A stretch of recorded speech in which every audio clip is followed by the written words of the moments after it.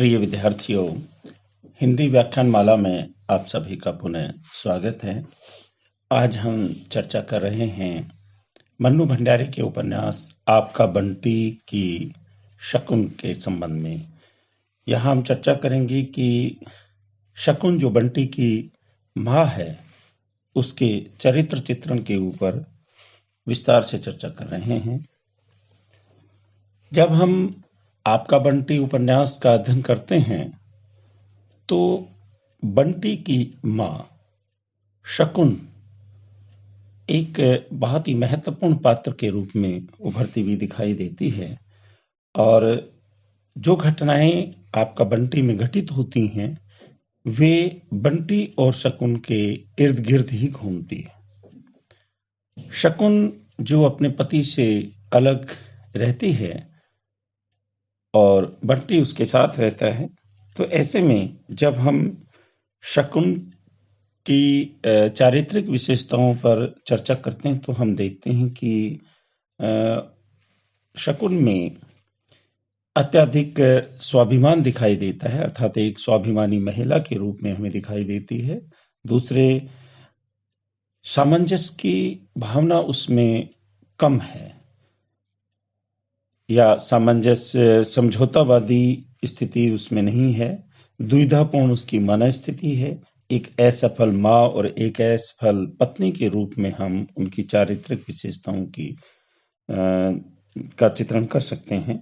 तो सबसे पहले हम चर्चा करेंगे अत्यधिक अभिमानी है, यानी स्वाभिमानी या अभिमानी के रूप में उसका चित्रण करेंगे। शकुन एक अत्यंत ही स्वाभिमानी नारी है और उसका ये स्वाभिमान उस सीमा तक पहुंच जाता है कि वह अपने पति को खोकर भी टूटना नहीं सीखी है। पति अजय उससे अलग रहता है, लेकिन अलग रहकर भी पूरे स्वाभिमान के साथ अपने बेटे बंटी के साथ रहती है। यूं स्वाभिमान अपने आप में कोई बुरी बात भी नहीं है, बल्कि सच तो यह है कि जिस व्यक्ति में स्वाभिमान नहीं होता वह व्यक्ति कहलाने का अधिकारी भी नहीं होता। लेकिन इसके बावजूद स्वाभिमान की अतिशयता उसके लिए एक बड़ी कठिनाई बन सकती है। किसी भी बात की अति एक दोष बन जाती है। शकुन का यही स्वाभिमान उसके लिए अभिशाप सिद्ध हुआ। उसका वैवाहिक जीवन बुरी तरह से बिखर गया। मन्नू भंडारी जी ने इस स्थिति को स्पष्ट करते हुए एक स्थान पर लिखा है, जाने कैसी लक्ष्मण रेखा है ये, अपने अहम या स्वाभिमान की या कि अपने कंगलेपन और अपमान की, कि इसके पार वह किसी और को नहीं आने देना चाहती। क्या बताएं कि आगे क्या हो सकता है या कि पहले क्या हुआ है। तो शकुन की जो स्थिति है स्वाभिमान के संबंध में, लेखिका के शब्दों में भी स्पष्ट होता है कि जैसे वह इस स्वाभिमान की अतिशयता को पहुंच गई है, जिसके कारण उसका जीवन बिखर गया, उसका परिवार बिखर गया है। दूसरे, जब देखते हैं कि सामंजस्य का उसके व्यक्तित्व में बड़ा अभाव है या समायोजन नहीं करना सीखती है, और जो परिवार के लिए एक बहुत ही जरूरी चीज होता है, आपसी समझ जो पति पत्नी में होती है, वही परिवार को एक सफल परिवार के रूप में परिवर्तित कर सकती है। जीवन में सुख की प्राप्ति का मूल मंत्र समायोजन ही होता है। संसार अपनी गति से चलता है और संसार में रहते हुए सुख प्राप्ति तभी संभव हो पाती है जबकि संसार के साथ समायोजन किया जाए, इसके सामंजस्य बैठाया जा सके। देखिए कि हर व्यक्ति अलग अलग व्यक्तित्व लिए हुए होता है, लेकिन आपसी समझ के कारण ही जैसे वे सब मिल करके चल सकते हैं। ये समायोजन की प्रक्रिया स्थूलतः कुछ लेने और देने से संबंधित होती है। हम जिस परिवार में रहते हैं उसमें हमारे अतिरिक्त हमारे माता पिता, पत्नी, बहन, बच्चे सभी तो होते हैं और सभी की अपनी अपनी आवश्यकताएं होती हैं। ऐसे परिवार में हमें सुख की प्राप्ति तभी हो सकती है जबकि हम अपने सुख की बात सोचने के साथ साथ परिवार के अन्य सदस्यों की अपेक्षाओं और आवश्यकताओं के प्रति भी सजग रह सकें। यही तो समायोजन है। ये जो स्थिति है ये शकुन में दिखाई नहीं देती है। शकुन अपने पारिवारिक स्थितियों के साथ सामंजस्य स्थापित नहीं कर पाती है, अपने पति के साथ भी उसका सामंजस्य नहीं है, और ऐसी स्थिति में उनका परिवार टूट जाता है और वो अपने पति से अलग रह करके जीवन यापन करती है। तो ये उनके व्यक्तित्व की एक बहुत ही बड़ी कमी या एक ऐसी स्थिति पैदा कर देती है जिसके कारण वो अपने परिवार को बचा नहीं पाती है। आपका बंटी उपन्यास में शकुन के चरित्र पर जब हम और गहराई से दृष्टिपात करते हैं तो हम पाते हैं कि शकुन एक बहुत ही द्विधाग्रस्त नारी के रूप में हमें दिखाई देती है। द्विधापूर्ण उसकी मन स्थिति रहती है। शकुन निरंतर द्विधापूर्ण जीवन बिताती रही है। उसके जीवन में अनेक बार ऐसे अवसर आए हैं जबकि वह समय पर निर्णय नहीं ले सकी। अगर वो समय पर निर्णय लेती तो शायद उसका परिवार बच जाता। इस कारण उसे पश्चाताप भी हुआ है। ये जो द्विधापूर्ण स्थिति है इसको शकुन पहचानती भी है और वो जानती है कि वो समय पर निर्णय नहीं ले पाती। इसके कारण वो पहचान लेती है और पश्चाताप भी करती है। वस्तुतः समय पर निर्णय न ले पाना मनुष्य के व्यक्तित्व की बहुत बड़ी दुर्बलता होती है। इसका परिणाम केवल यही नहीं होता कि मनुष्य अवसर पर चूक जाता है, बल्कि अंततः वह दुखी ही रहता है। शकुन के साथ भी ऐसा ही हुआ। अजय से संबंध विच्छेद करने में उसे अनेक वर्ष लग गए। देखिए कि किस तरह से अनेक वर्षों तक भी वो द्विधापूर्ण स्थिति में ही अजय के साथ रहती है और उसके साथ संबंध विच्छेद नहीं कर पाती। और जब संबंध विच्छेद कर लेती है और इसके बाद वह डॉक्टर जोशी से संपर्क करके उसे भरा पूरा सुख मिला, किंतु इसके साथ ही उसे ये कचोट विशालती रही कि ये निर्णय उसने पहले ही क्यों नहीं कर लिया। यानी एक लंबा खाली जीवन बिताती है वो बंटी और शकुन दोनों साथ रहते हैं अजय से अलग होने के बाद। और काफी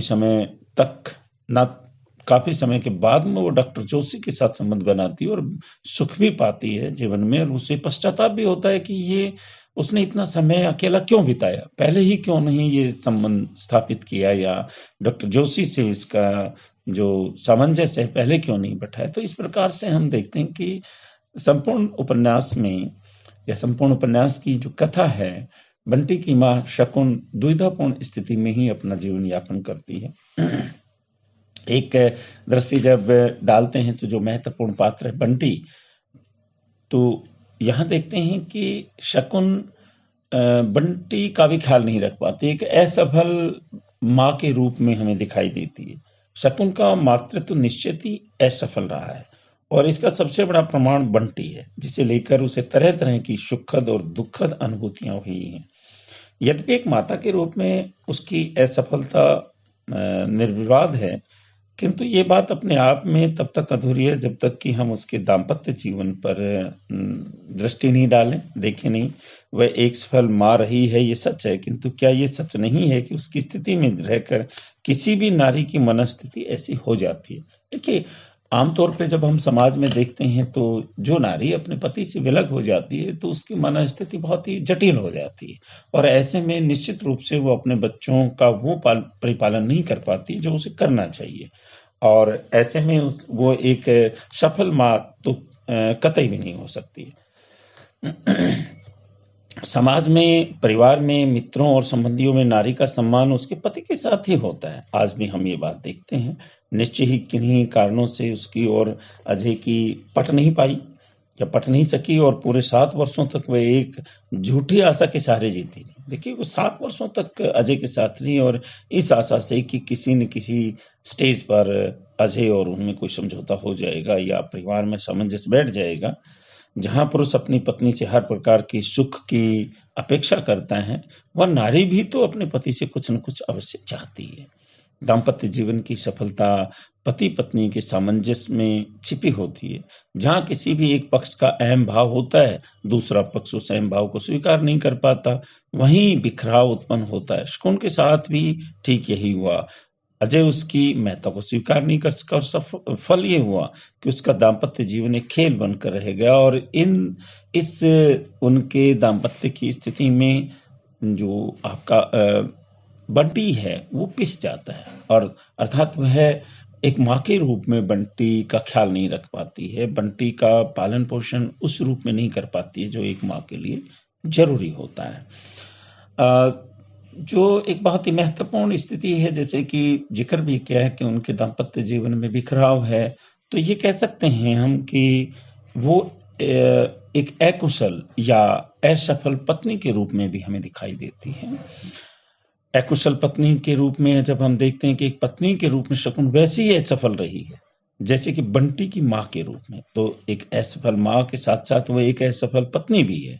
यद्यपि उसकी इस असफलता के लिए परिस्थितियां ही जिम्मेदार हैं, फिर भी यदि शकुन थोड़ा भी झुककर चलने की बात सोचती तो इस बात की बहुत संभावना है कि न तो उसका अजय से अलग होना होता और न ही उसका बंटी एक अविकसित बालक कहलाता या अविकसित बालक के रूप में उभरता।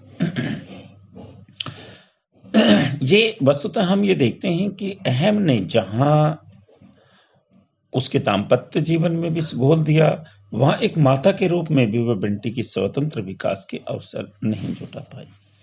इस तरह से हम देखते हैं कि शकुन में ये स्थितियां पैदा होती हैं, उसके चरित्र चित्रण में ये विशेषताएं हैं कि वो उसका जो अहम भाव है वो अत्यधिक हो जाता है, या स्वाभिमान की जो अतिशयता है, या सामंजस्य का न होना, या उसकी द्विधापूर्ण जो मन स्थिति है, ये सब होने के साथ साथ वह हमें एक असफल माँ और एक असफल अकुशल पत्नी के रूप में दिखाई देती है। इस तरह से आज हमने आपका बंटी की जो पात्र है शकुन, जो बंटी की माँ के रूप में हम देखते हैं, उसके चरित्र चित्रण की विशेषताओं पर प्रकाश डाला। आगे हम अगले व्याख्यान में अजय के चरित्र चित्रण के संबंध में विचार करेंगे। आज इतना ही। धन्यवाद।